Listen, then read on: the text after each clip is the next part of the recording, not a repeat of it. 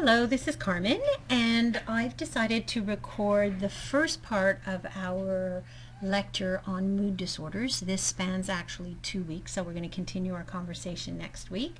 But today we have an exam, so I thought that I would do the first 30 minutes as a recording for you, and that way you can choose if you want to stay in class or if you want to listen to this recording at home.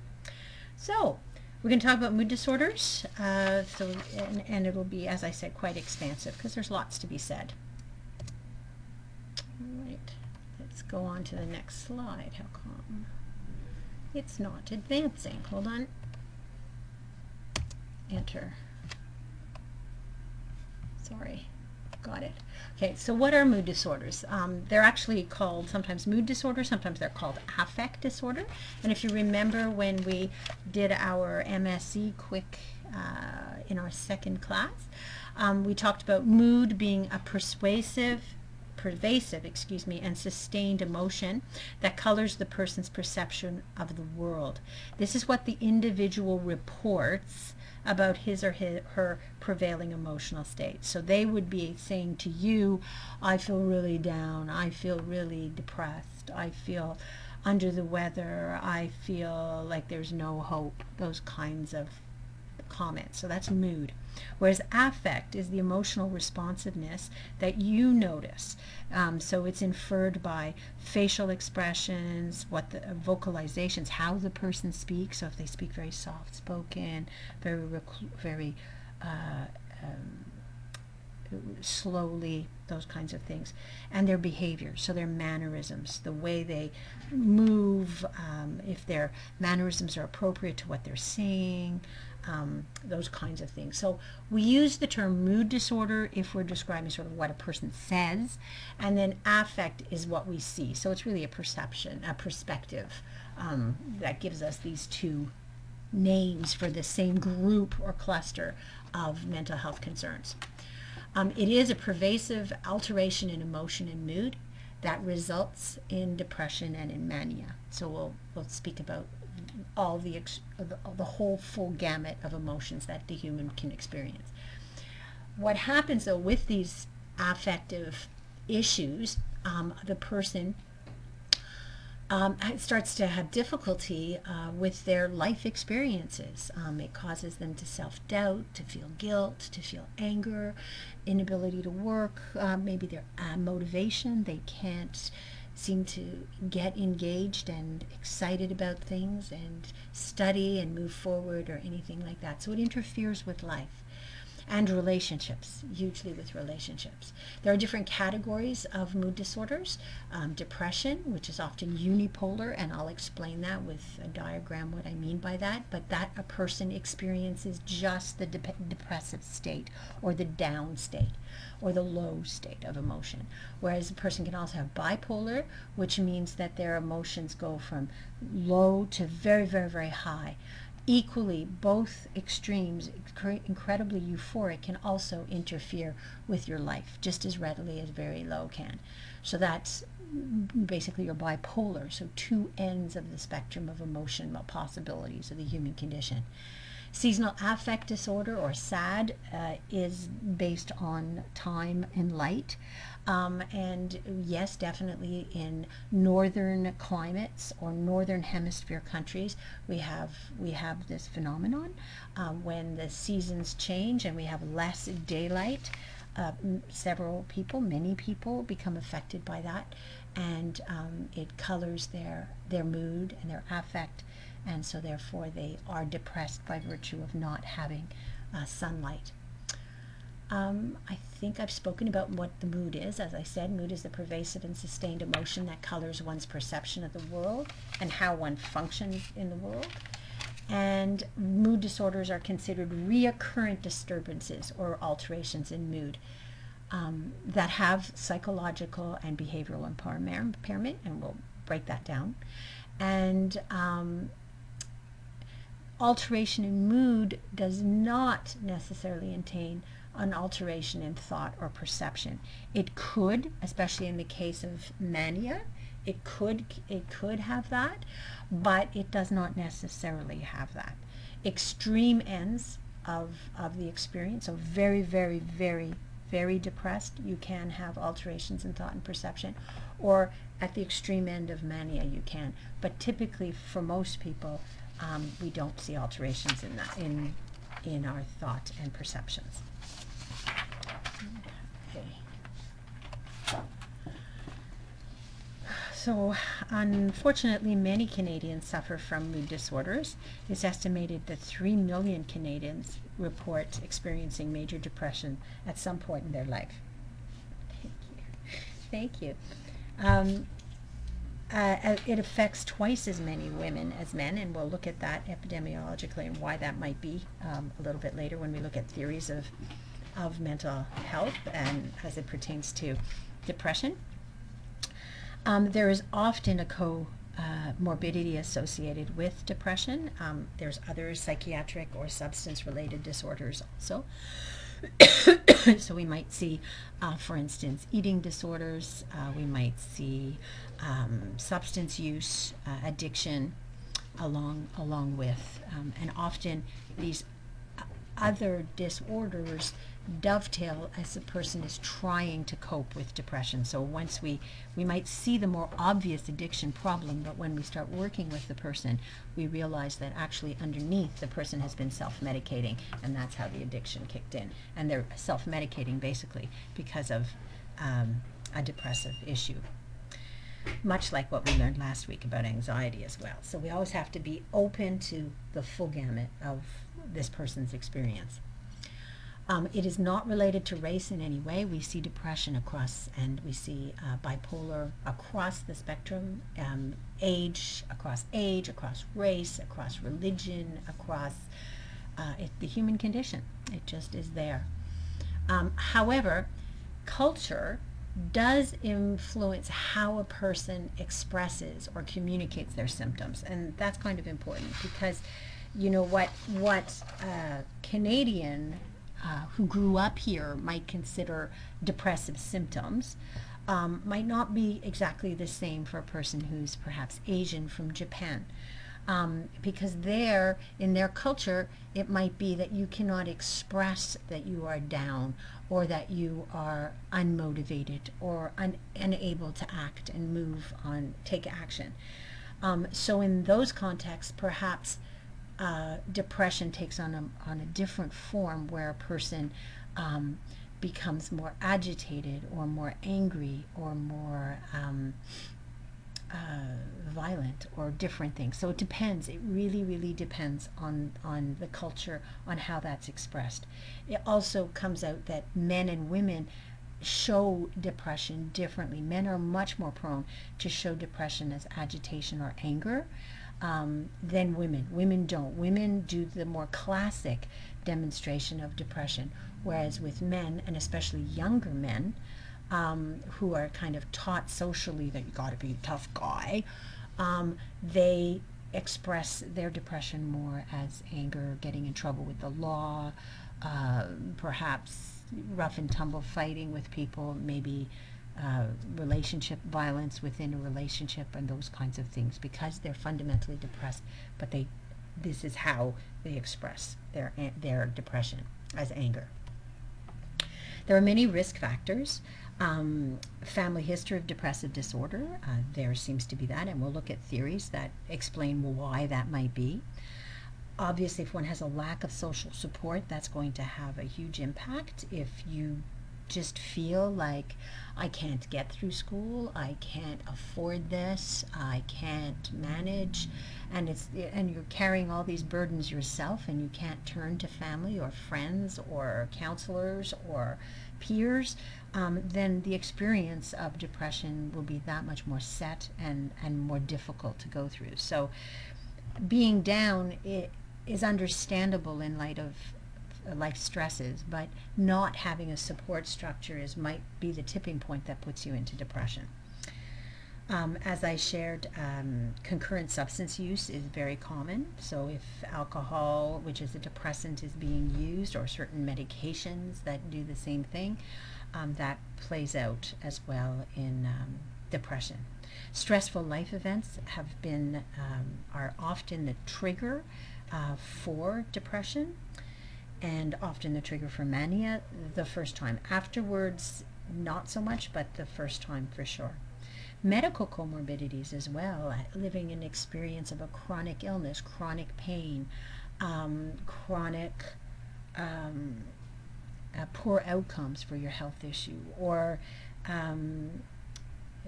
anything of that nature can also just predispose you to depression too, because it's a response that the body would do, or we would do in light of feeling overwhelmed by something, and a medical condition is obviously a great part of that. Economic difficulties as well can also play into this. So a person who has financial difficulties, perhaps a bankruptcy they're facing, or they're facing a separation, or they're facing a job loss, all of that plays into this too. Prior episode of depression as well plays into this. So if you have had depression, or if a person has had depression, the ability to fall into depression and to sort of see the glass half empty is more likely, unless they've done some real work on building their strategies and their means and ways to counter the onslaught, or the sliding into depression again. So overview of the etiological factors. There are definitely biological factors, and we will break those down in detail. There are psychological realities as well. Stressful life events, behavioral factors, cognitive factors, psychodynamic factors, and then there's social as well. So we're going to take a minute to look at all of these factors or theories that lie behind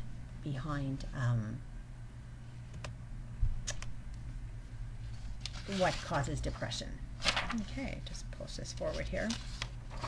So beginning with biological, yes, it is more common among first-degree relatives. So if your parents have struggled with depression, if relatives, close biological relatives have, there is a tendency to see more. As you can see from this, identical twins, there's a higher incidence. Fraternal twins, it's still there. But it's not conclusive. There's more to this. There's more to this story. It's not just your family lines, because then it would be a pretty close, following percentage of having it. It isn't like that, not at all.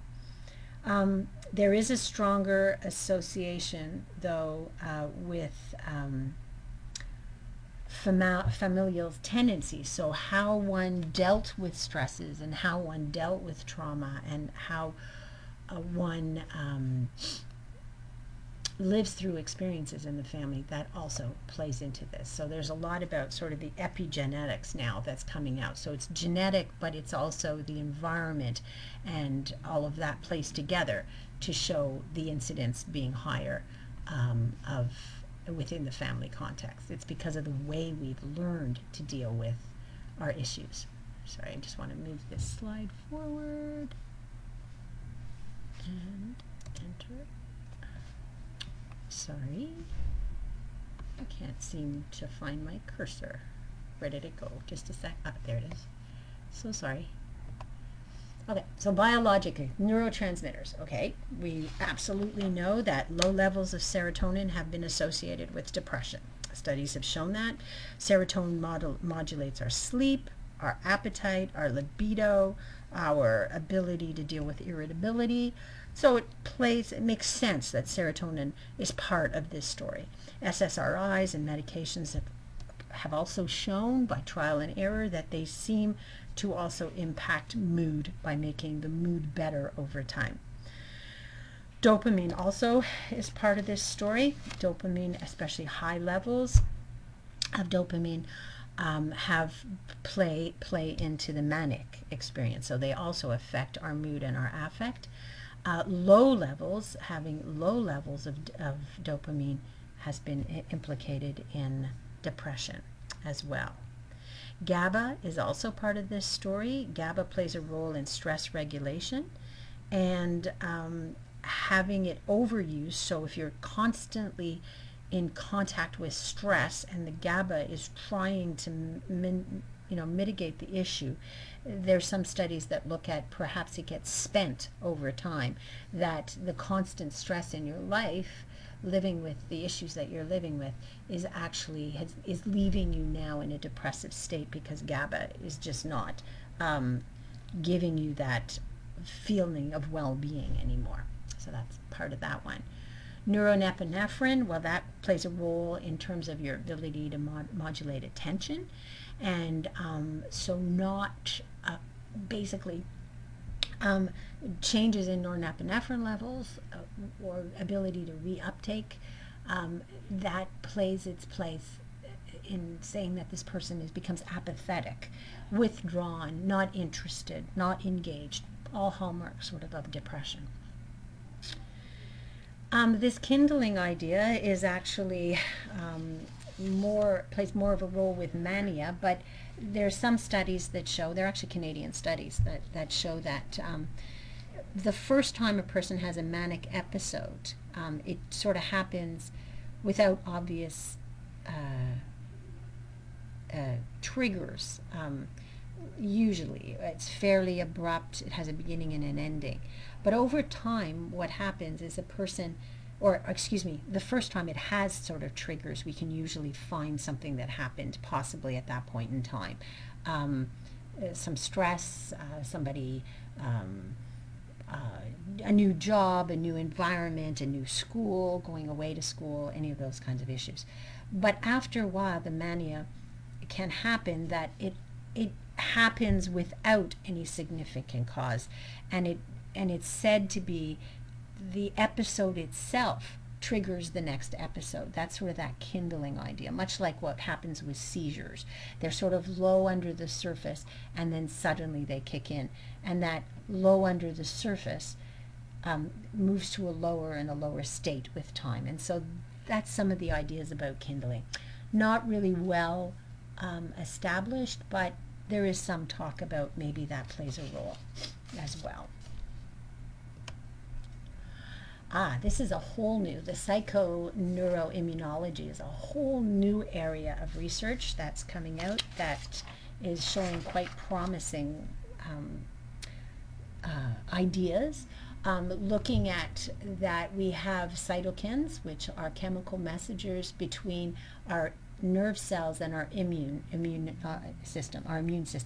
So basically, when we have inflammation in our body, we have an immune response going on.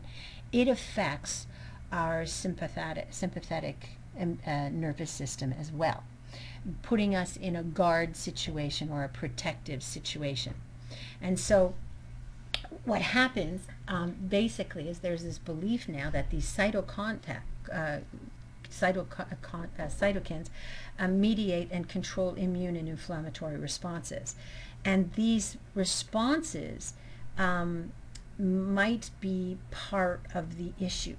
So there's a lot more research now going into is it some kind of infection, some kind of reaction that sets the pattern in motion for people to respond because of this inflammation to in a depressive way. So rather than being a disease per se, maybe the symptoms of depression are actually symptoms of an inflammatory response, which is an interesting research, because we would treat depression very differently if we looked at things from this model.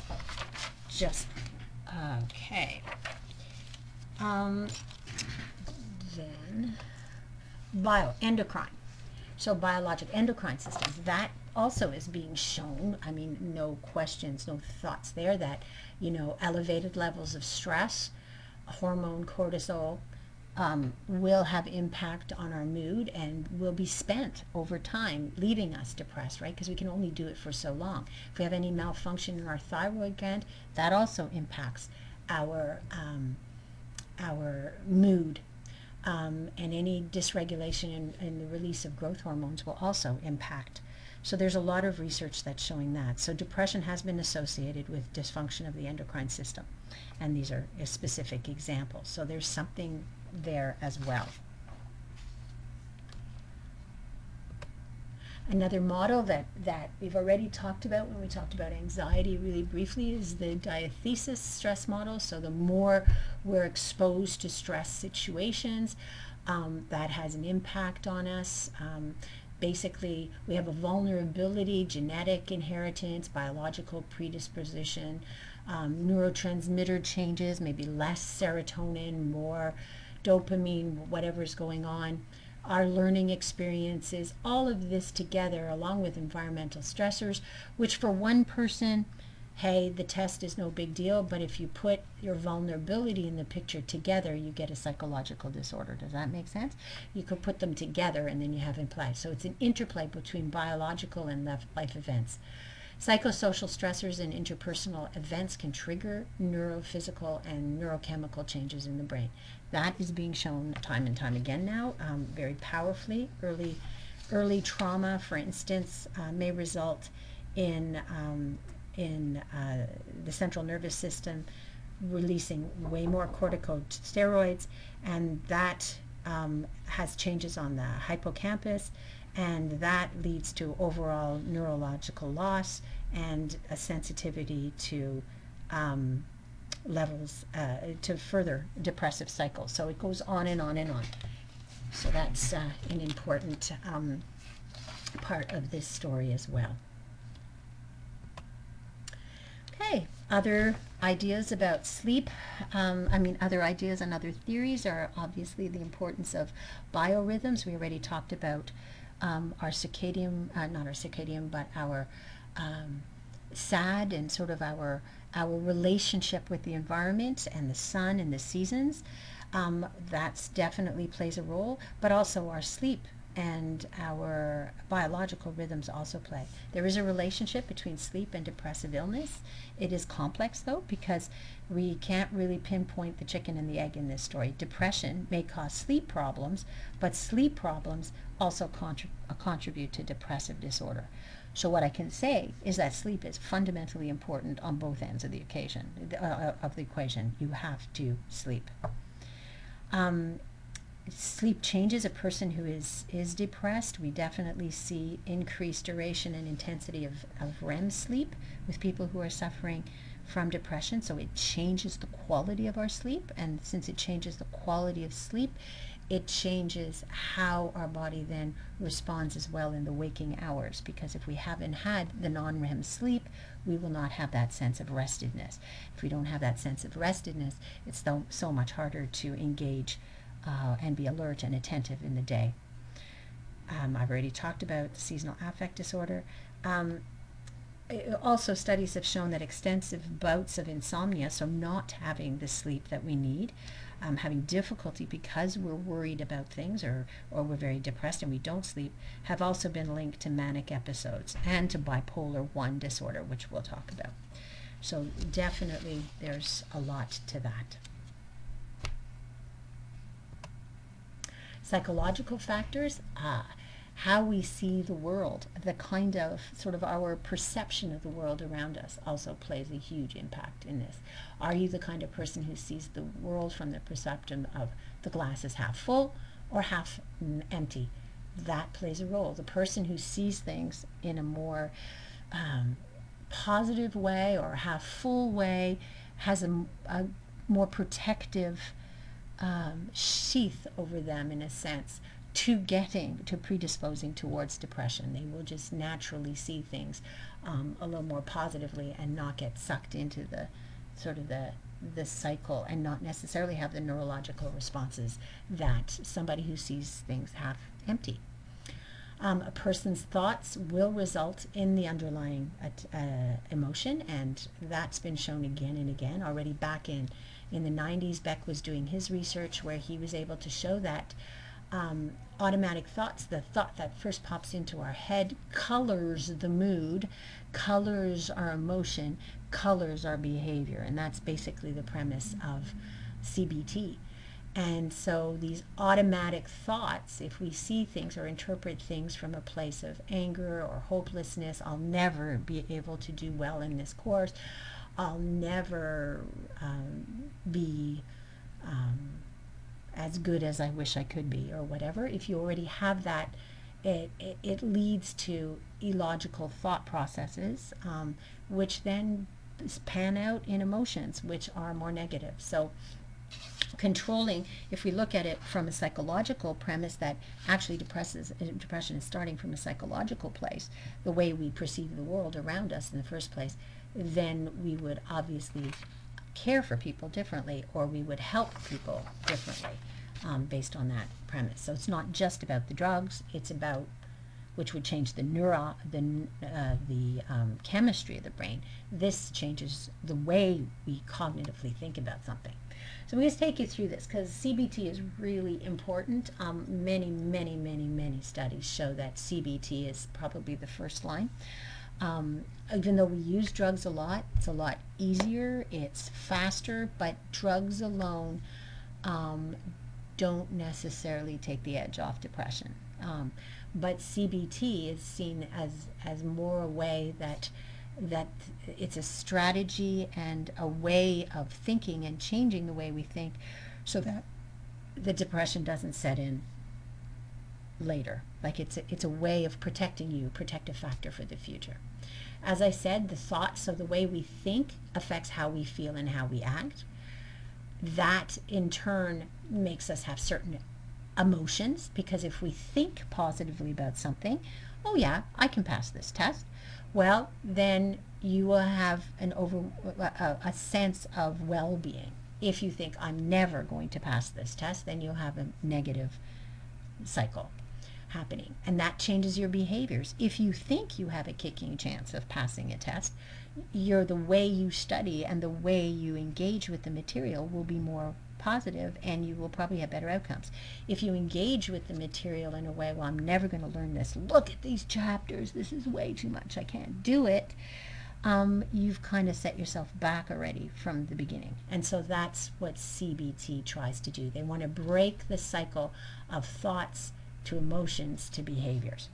I'm going to do an example in class because I think it's really important that you experience CBT. So we'll do a class example when we're together. Remind me in class next week or after the break, actually, and we'll start our class with CBT because I think it's really important that you see how effective this cycle, breaking this cycle, can be on all of our mental health and well-being. Very, very important. Psychological and order change. Okay, what am I saying? Okay, again, I'm just going back to here that if we have these negative thoughts, that's this Beck's cognitive triad, this idea that negative cognition about self changes the way we perceive the world around us, changes the way we engage with the world around us, it's going to have an impact. There are links, obviously, between cognition and emotion. And we need to realize that if we start with a negative thoughts about ourselves, we think we're worthless, we think the world around us is unfair, and we think that the future is hopeless, the best of us, no matter what, would find that very, very difficult to not become depressed. That paradigm of self-worthlessness, world is unfair, the future is hopeless, will create depression and will change the physical being and possibly change the way our neurotransmitters react and all of those other things, and definitely will change our relationships. So that's where we have to start, by changing. Some examples, also errors in processing information. So there could be just this negative view, but we can also have arbitrary inferences. What Beck is talking about there is that we just assume that women will be moody when they have their period. It's just these overarching, that's the way it is, we can't change it, there's no way. And those arbitrary inferences, those painting every situation with the same brush, can be set the stage for depression. Overgeneralizations, if I don't get this job, my life will be over. that's a grossly overgeneralized situation. It's not that your life will be over, but if you put so much weight and so much need of your emotional need into this one thing, getting this job, not getting it will be devastating. But if you say, I'm going to do my best, I'm going to try hard, I'm going to put my best foot forward. If I do that, my chances are good. If I don't get it, there's going to be something else on the horizon, changes everything. And those processing, the errors in processing, the way we overgeneralize, the way we arbitrarily infer things, those are the errors that we have to explore in our thinking. Those are sometimes culturally based. Those are sometimes the way we grew up in our families. They could be. And those are the things that we have to look at. So as I said, we'll do some examples in class when we get together.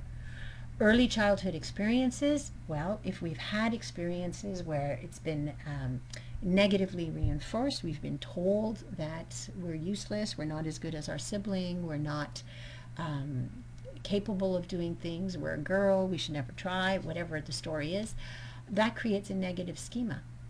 And that negative schema, as it says, a schema is sort of our way we perceive the world, the big picture on how we see the world around us.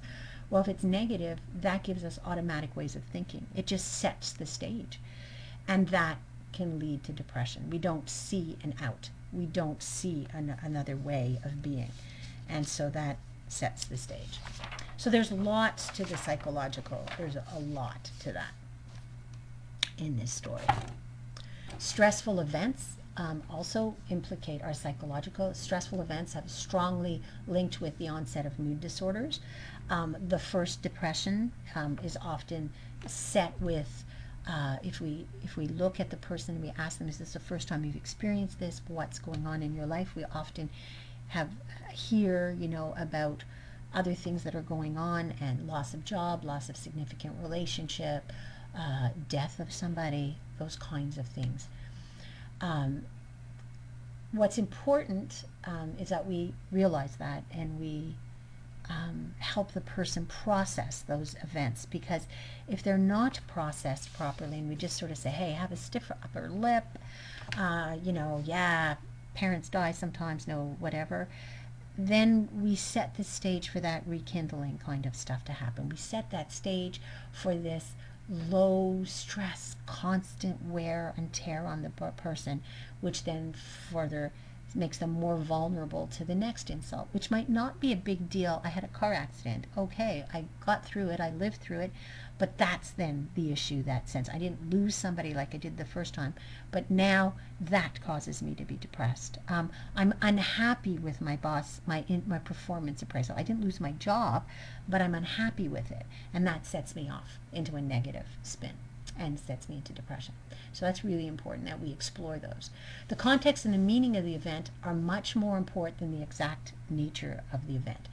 What meaning does a person have to a negative workplace appraisal is way more important than the negative workplace appraisal. I didn't lose my job, they just didn't like my performance, I got reprimand, or I was told something.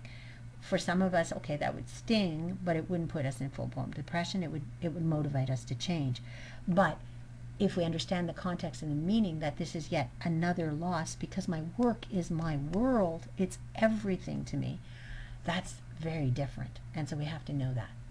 In bipolar disorders, stressful events link with initial episodes, but not later. That's going back to that rekindling thing. The first time we can usually find what is the problem, like what happened to make this happen. But later on, if the person isn't given strategies or work through those initial losses or those traumas or those fears that they had, it could kick in again, and maybe not be very explainable. I was just at a party having a good time, and we don't really understand what has happened at that point. That sort of happens with each new insult, or with each new episode of bipolar, like a psychotic break with bipolar. So that's important to know. 50 to 80% of the individuals do not develop mood disorders after a stressful event. So that's really important to know. Most of us, most people go through life, stresses happen, trauma happens, and they come through it on the other end, I would say changed or moved or developed in some way, usually, but not negatively. It doesn't mean they're depressed. It doesn't mean it changes their mood. It just, for some of us, it does. And that's where the research is. What's that vulnerability? What's that factor that makes that? And all of these other issues basically play huge in that about setting the stage for depression to settle in. Behaviorally, if we're growing up in an environment where we learn helplessness, remember when you did Intro to Psych, you probably talked about learned helplessness. Siegelman's studies on dogs and rats, where basically they were given electric shocks, and they basically kind of, there was no escape, there was nothing they could do, they just experienced pain.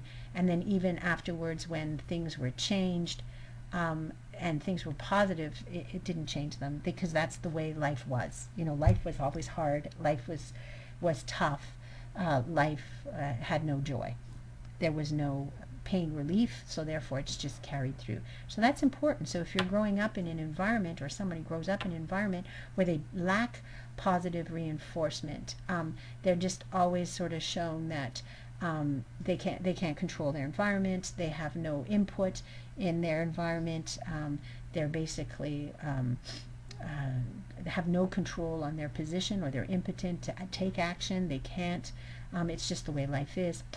That's going to lead to depression. Environment which lacks positive reinforcement causes us to have a much more a reduction in activities and withdrawal. So if you don't have positive reinforcement, you're more likely to not engage with the world around you.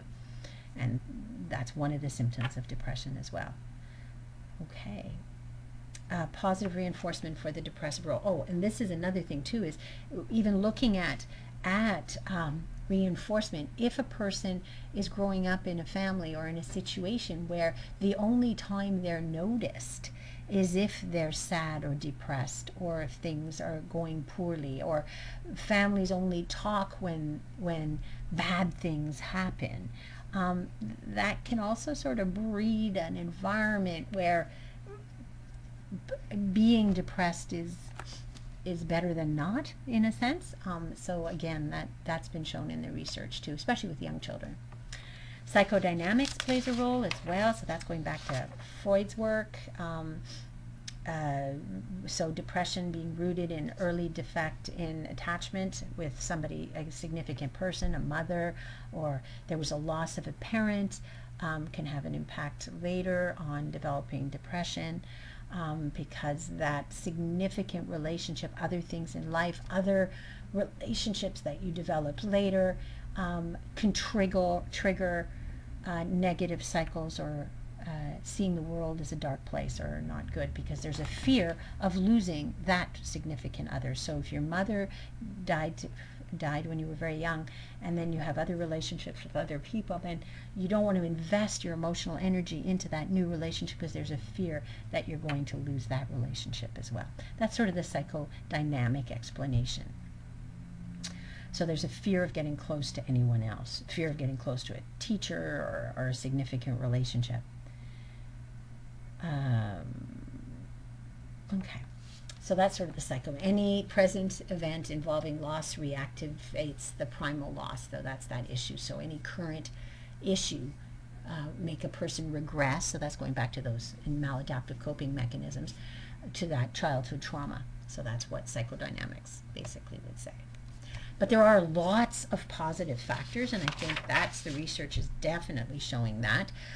Social support is a highly protective, having connections, having a support system. There was a recent study actually that just came out that actually said people live longer actually if they connect with others. And it doesn't even have to be profoundly deep and many relationships, that you can count, well, I have 30 friends. No, you can have 2 friends, but as long as they're meaningful, that's way more important. If you're the kind of person who sees a person on the street and just sort of says, hello, good morning, nice dog, if they're walking their dog or something, and take a moment to pass on. Studies have shown that those kind of people who engage with the world around them and are not afraid to talk to people and just make relationship tend to live longer, which I thought was a really interesting study. So go out there and say hi to people, because I think it's important. And true, people with a history of depression or seeing the world from a darker lens and struggling with it, it can have implications on not only the quality of the life but the length of your life as well in the case of suicide. So it's really important that we understand mood disorders and that we help, and that because we can, there are things that can be done to help break the cycle, or to improve the situation so that a person can begin to see things differently and from another perspective. Absolutely, people respond very well to therapy, but it can't be just brushed under the covers. That's really, really important. Okay. So there's this study already back in 1978, 2 groups of women who had experienced a serious life stress. Those who had close friends, 10% became depressed, but those who did not who said they didn't have a close friend, as many as 37, almost 40% became depressed. So you can see that. Social factors, women definitely are twice as likely as men to suffer from depression. So there's something about that, but we have to look at that from a different, so unipolar is depression, mood disorders. We have to also look at this though from the perspective of socialization, or is it chemical, is it hormonal? Because postpartum depression suggests that. But is it also socialization, that women are typically more socialized to be seekers of help, or they themselves are more helpless, or the way that they gain attention in societies is sometimes by the expression of being more vulnerable and not taking charge or control. It's an idea. Patriarchal, less control leads to learned helplessness. That plays into that as well. So those are just ideas and thoughts. I think it's important that we look at the whole story on why this happens. But for the rest of the class now, we're going to really look at how to help people who are experiencing this. So again, if you've left this particular discussion with a full idea of what we're talking about when we're talking about mood disorders, what could possibly cause this, biological, psychological, social factors, the vulnerability, having protective factors, huge, the kind of stresses we do come across in life. If we've got the protective factors, we can deal with them. If our lives are becoming more chaotic, my own research when I looked at students with mental health concerns, nursing students, depression was high up there because there's lots of anxiety, there's lots of depression among students. And but having those protective factors is what's really, really important and makes the difference. So, and helps us to be able to deal with the stressors, which are inevitable, but how do we deal with them? And I think what I'm going to do is, let me just think, no, I guess we'll go through here just to sort of say that the goal of nursing is to help reduce and remove symptoms, which we can do, and we'll talk in detail about that. Improve occupational and psychological functioning so that a person can be motivated to do the things that are important to them. So that's that occupation. It's not necessarily that they're getting up and going to their nursing, but they're getting up and doing the things that are important to them for that day, for that morning, for the next hour, whatever it is. They're engaging with the world around them. Building coping and pro-social skills. So the pro-social skills are those protective skills like friendship, altruism, being able to do things for others, feeling connected to others, all of those kinds of things. Reducing the likelihood of relapse so that a person has the coping strategies in place, they have the pro-social skills, they have had the positive or that ability, for instance with CBT, to break the negative thinking. All of that helps protect from relapse. And safety is always a priority, and we'll talk a lot about that when we're talking about depression.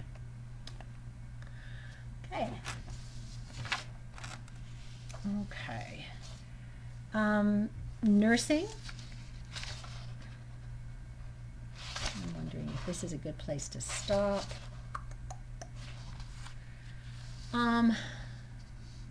Okay, I think I'll continue here a little bit. So nursing assessment is expansive. I think you got to realize that. So we're going to be using the mental status examination, a lot more of it when we're talking about issues here. Suicide risk assessment, we'll be talking about that. We've done some of that, half of you have done some of that in lab, but we're going to continue to do it here in class. We're going to be looking at systems. We've got to look at the psychological, the physical, the spiritual, everything about that person. We've got to be really astute to their sleeping patterns, their eating patterns, their energy, what's going on in their life. All of this is part of our assessments. Sort of to look at sort of this image here, I'd like you to carry it and keep it in your mind, because this is really important when we're trying to make sense of mood disorders. So what happens with mood disorders? There are different kinds. Mania, or let's look first, we'll start with euthymia, the normal mood. So euthymia is your normal mood. So this is where you can kind of respond to the world around you. Your mood remains stable. You can get angry, but you're not going over the top. You can get sad, but again, it's not breaking you. You can kind of cope with the world and the things that are coming at you. If we talk about mania, so the red one, so bipolar 1 disorder, so mania, where a person goes, their mood goes way up to a point of making it difficult to engage with the world around them and the relationships with around them. They're extremely euphoric, they're extremely agitated, they're way up there. And then their mood comes down, and then they go down into a major depression. So you can see that's bipolar 1. So the person kind of lives along this up and down experience. So that's what bipolar 1 is. So you can see there's mania and major depression. Bipolar 2, what happens here, that's the blue one, we see it goes into hypomania. So the person does not go into full-blown mania, but their mood is higher than usual.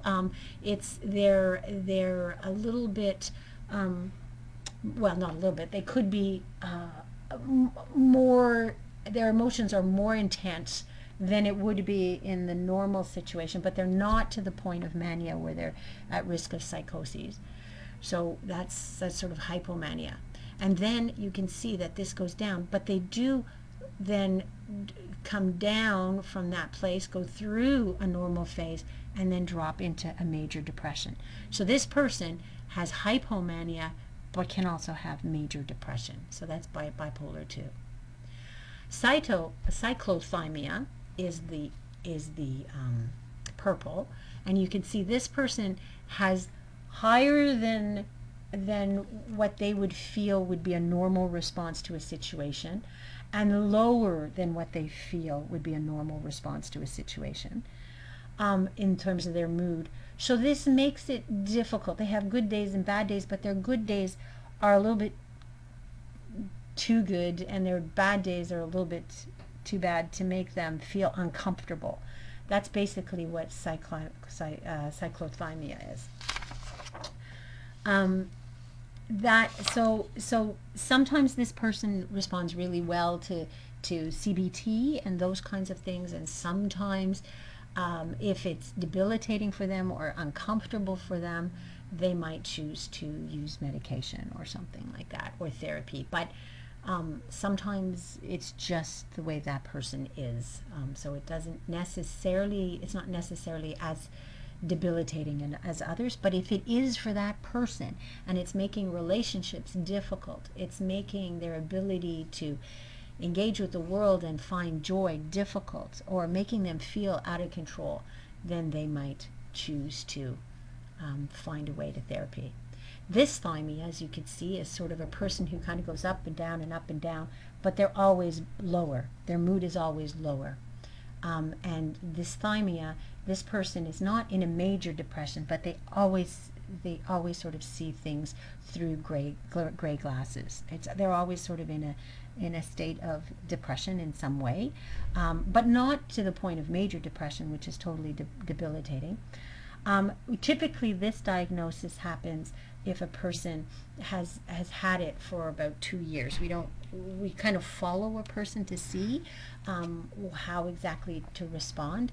But if they've been in this state for a longer, prolonged period of time, they might also wish to have medication or therapy to try to help elevate their mood to a state where they feel like they want to engage with life more fulsomely. I mean, they do engage with life. They hold jobs. They do everything, but they don't. It's not like major depression where they're debilitated, but they just don't. They don't get a kick out of life, and they're tired of that. So they might seek therapy as well. So typically, we're looking at a diagnosis there, though, of only after about 2 years of experience.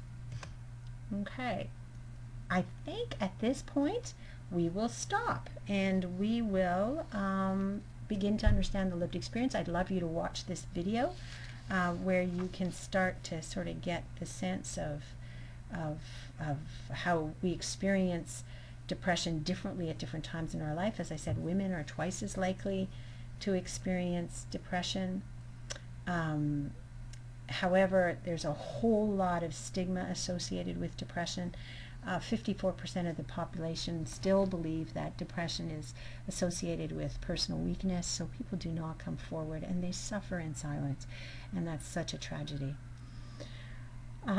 As I said, men generally tend to show more agitation or anger than women, so their diagnosis is often misdiagnosed, and they're not seen as depression, which is the source of the problem.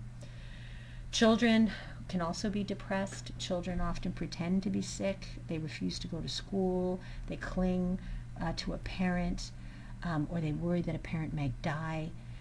They don't necessarily have the classic symptoms of depression, but they do sulk, and we have to explore what's going on for them to feel the way they do. Older children tend to also sulk. They have trouble in school. They might be grouchy. They are often misunderstood because they too, understanding, having control of your affect, your moods, is part of adolescence, and that so it gets misinterpreted and misunderstood. Yes, young children are often told it's a temporary phase, and so therefore a lot of kids don't get help, and they suffer a lot. And that's really important. We're getting those life skills. If we looked again at that full model of what depression is, if we get those life skills in there, that automatic thoughts, dealing with their self-esteem, dealing with their sense of self-worth, that will have huge implications on their future. But sadly, if it's ignored as just being, well, it's just the way Johnny is, he's just a teenager, then sort of that key time is lost, and then the consequences go into young adulthood when they're in relationships and other things. And so it's really important that you as a nurse notice. It's estimated that as many as, for older people now, it's estimated that as many as 20% of older adults experience depression. Suicide is 5 times more likely in people over 60 than in younger age groups. So please don't dispel and don't not pay attention to the importance of family, of older people and depression. And in this group, again, often depression goes misdiagnosed. People just assume, well, if I was as old as you and I had those issues and those health issues, I'd be sad too. And therefore we leave them in their sense, in their state of depression, which then just, colors the rest of their life so bleakly, and causes the higher incidence of suicide, as I said before. So it's very important that you too, as a nurse, notice that. And so we'll let it stop here, and we'll pick this up in class. And have a wonderful break.